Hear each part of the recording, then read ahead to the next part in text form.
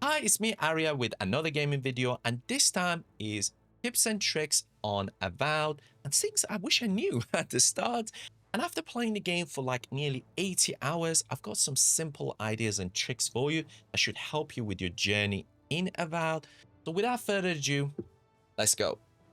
For the first point, we're going to cover the attributes or the stats in the game. And this game does it differently in some cases to most game of this genre. So first of all, might, which is an alternate to strength as the picture kind of represents, is actually not just the damage in the physical form, but it actually represents the damage across everything, even the damage that you do with your wands, as well as carrying capacity. Constitution, I would say, probably is the most normal or natural one, which represents your essential survivability and generally just the resistance in terms of physical form. Especially dexterity, again, kind of normal, where it represents the attack speed, but it also represents your reload speed and that sort of thing, and kind of mobility. So kind of, again, that and constitutions are the most natural ones.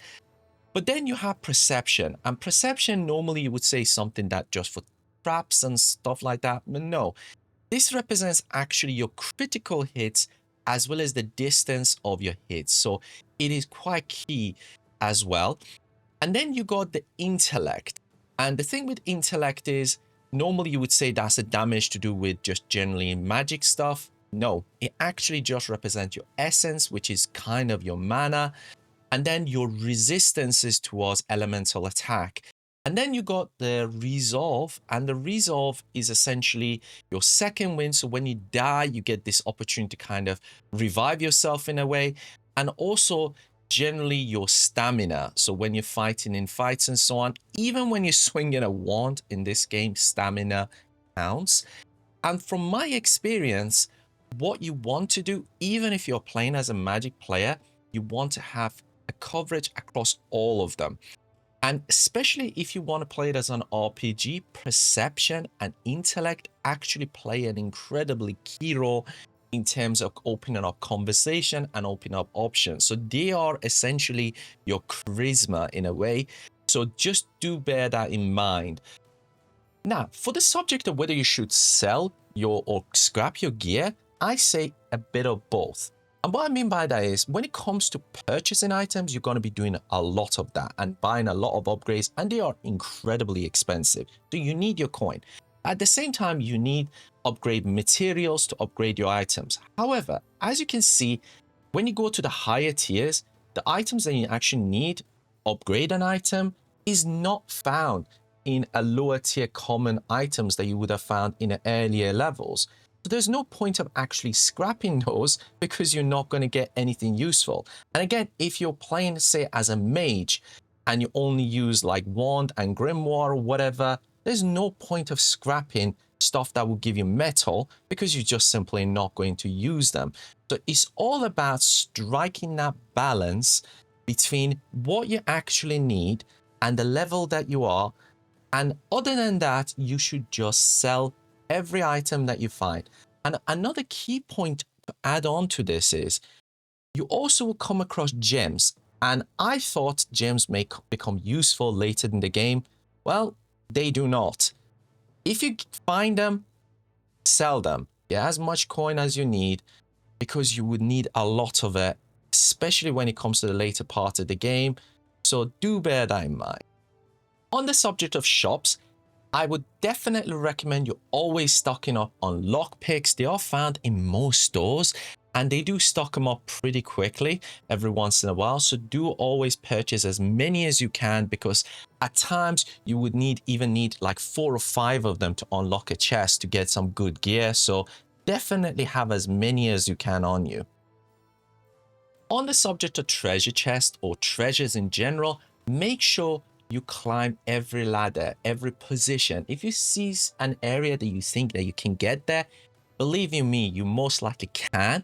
And there's always something there for you to get, whether it's a legendary chest or a legendary gear or weapon, or even materials that you can use for an upgrade. There's always something useful.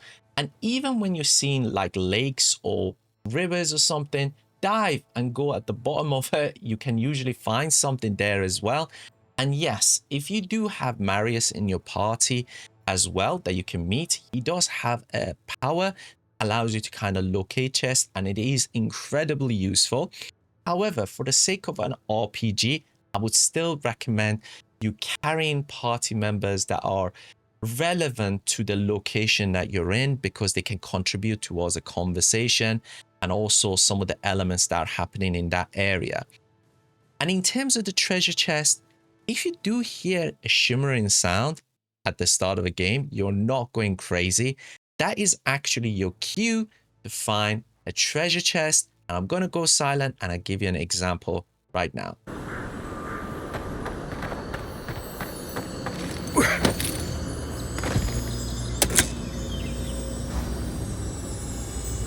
Another key tip that I can give you is food.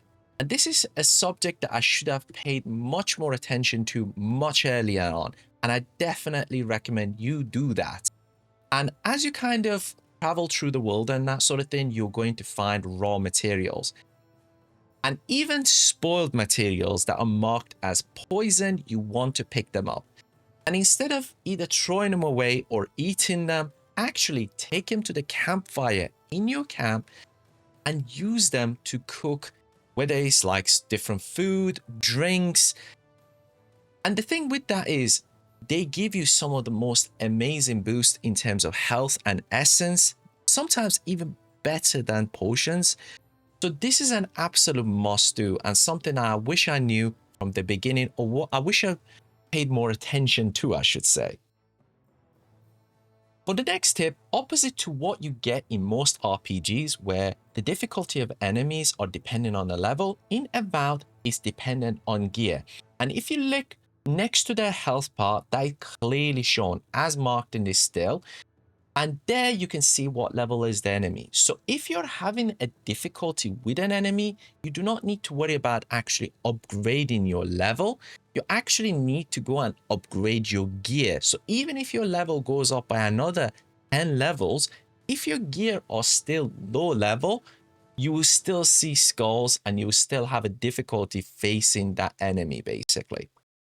But another useful tip, no matter the type of character that you are actually playing as, whether it's a warrior, archer, or even a wizard, always have grimoire of elements with you, as well as some grenades, because even during the story, you're going to find yourself at locations that are going to be blocked off, that you need a grenade to blow up, or some branches that you need to burn, and even rivers and lakes that you need to freeze so you can actually create a platform so you can jump to the next location.